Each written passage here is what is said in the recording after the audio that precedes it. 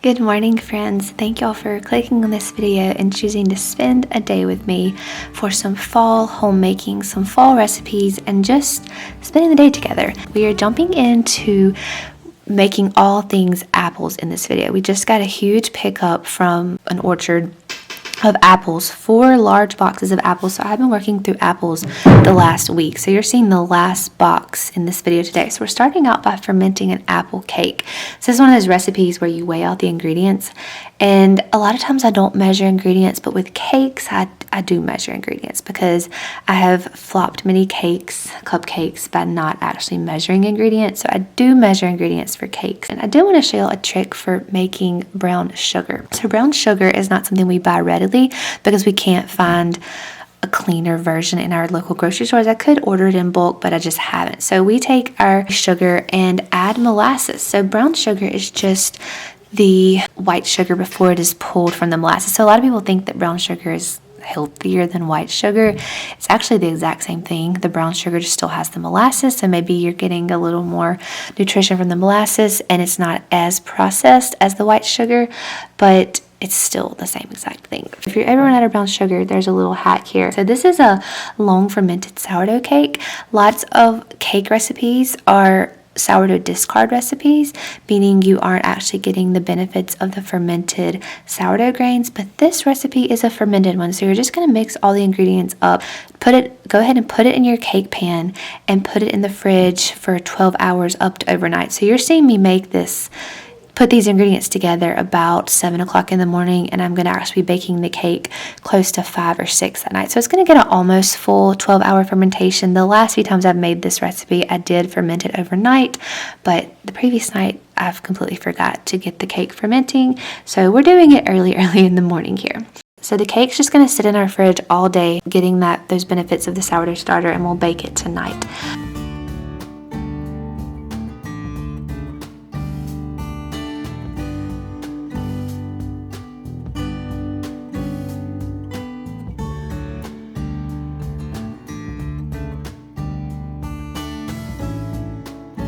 Moving on to my main agenda for the day is getting through the rest of these apples in this box here. Like I said, we got a huge shipment of apples from an orchard just because we like to put up lots of applesauce, apple cider. I've put up apple preserves before, but honestly my family just prefers applesauce. It's easy, convenient. We take it a lot on the go in little snack pouches for my children, so we just love applesauce. So here I'm just rough chopping the apples, peeling them. I know there's fancy machines now that peel and chop and spiral your apples. I just do it the old-fashioned way. I don't like lots of gadgets in my kitchen. I realize it would probably speed this process up by like 100 times, but this is just, it's kind of enjoyable just to sit here and relax, peel and chop apples. My daughter was very clingy on this day and has not been wearing the wrap much at all, but she fell right asleep on the wrap with me today. So it was also just kind of enjoyable to chop apples and have my little daughter sleeping on my chest, because those days are very few and far between now that she's getting close to a year old. So to make the applesauce, I just put it in my Instant Pot with a splash of water. Don't put too much water, but make sure you put some water. If you don't put any water, your apples will not soften. If you put too much water, you'll have liquidy applesauce, which we don't enjoy. And then put in the Instant Pot for 8 minutes on pressure cook, and I'll show you what it looks like in a minute. We're also making some apple cider in this video. So all those apples I was chopping, all of the discarded cores, I am putting in the crock pot to make apple cider. You don't actually have to have the best part of the apple to make the cider because you're going to strain it at the end anyway. Moving on to one more way that I don't let any of these apples go to waste is making apple cider vinegar. So this is something I do with peaches, I do with apples, but you could do it with pears as well, but we don't really have a lot of pears in our availability. So anyways, I'm putting a 1/3 jar of these peels. You could also use cores, but my cores are being used in the apple cider.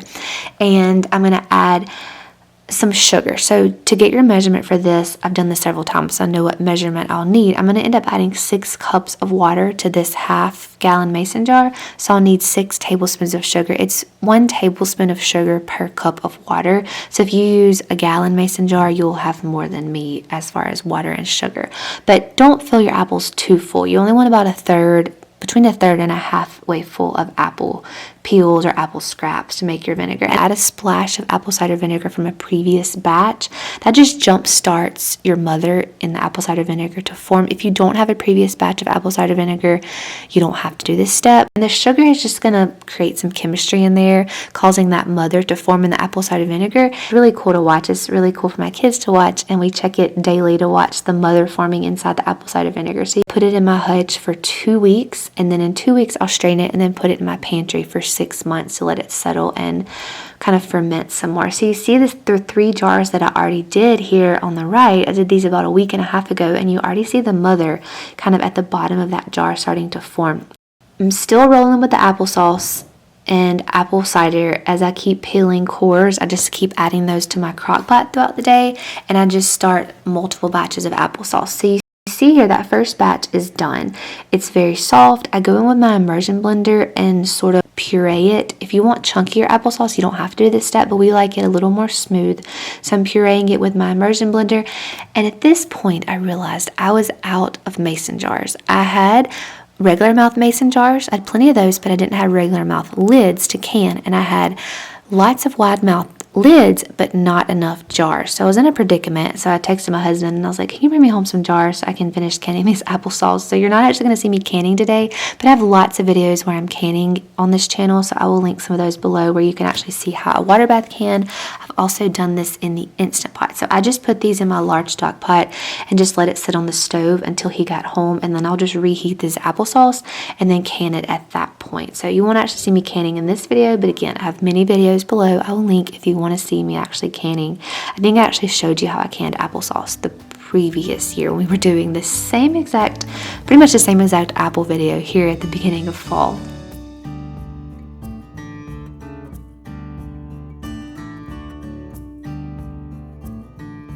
Moving on to bread.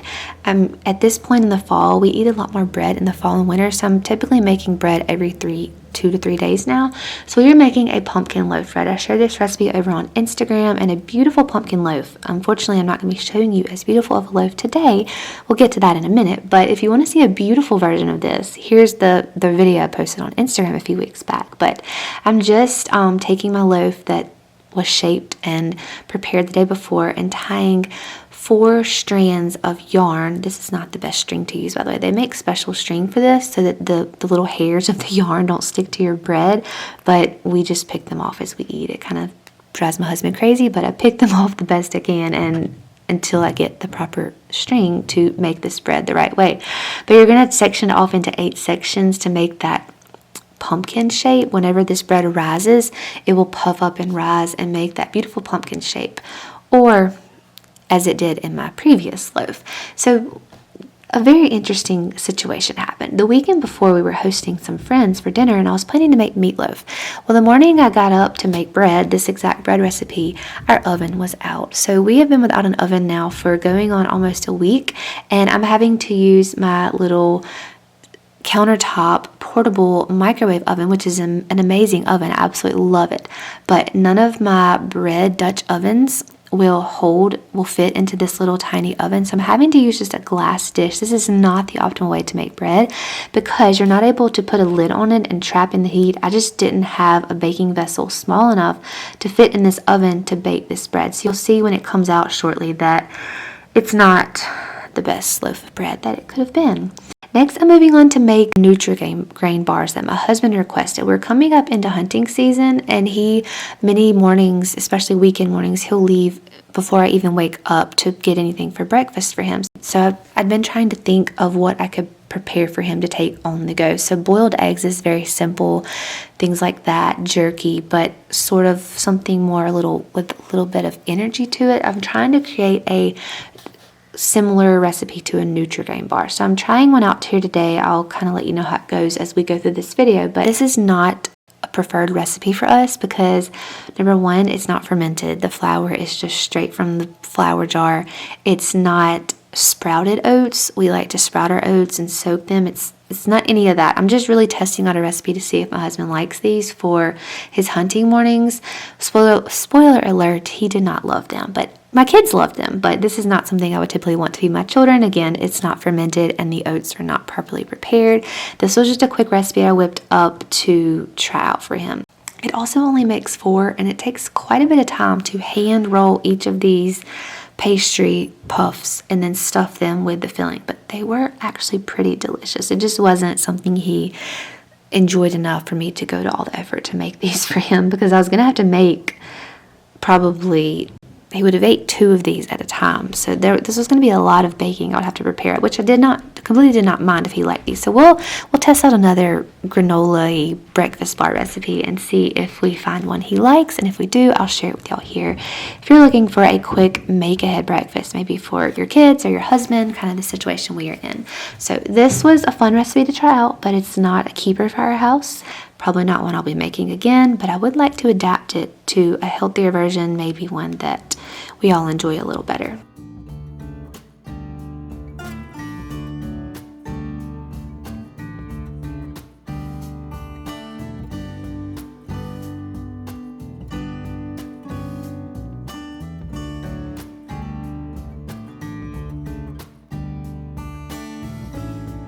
Rolling on with that applesauce, pulling out the next batch, pouring it into my stock pot, and saving it for pouring it into the jars and canning it when my husband brings me some more jars.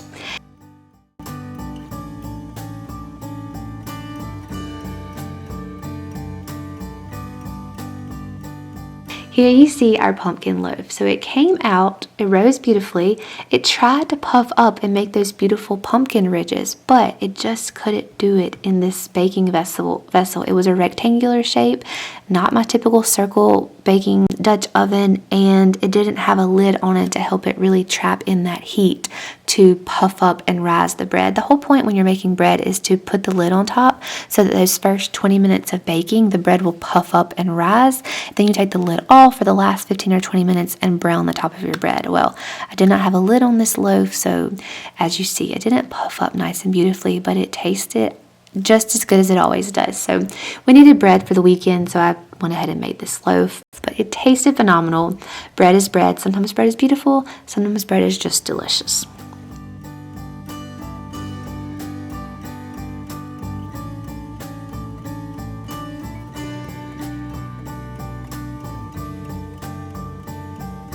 And I'm not gonna hide the fact that cooking all day in my kitchen, pretty much all day, cost a pile of dishes to pile up. So I always try to be real and show you all parts of my day, even the dishes, the mundane dishes. But I've tried to shift my mindset of, instead of I have to do the dishes, I'm blessed to do these dishes, because I'm blessed to be able to cook these meals for my family so that they can enjoy and eat and just provide nourishing meals for them day in and day out. And with that comes dishes that I'm blessed to be able to wash every single day.